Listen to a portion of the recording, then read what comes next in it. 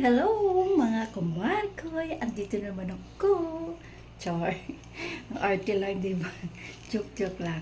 Dito na naman ako. Magluto ako sa inyo. Tuturo ko sa inyo paano magluto ng sesame chicken. So, let's go! Tara na!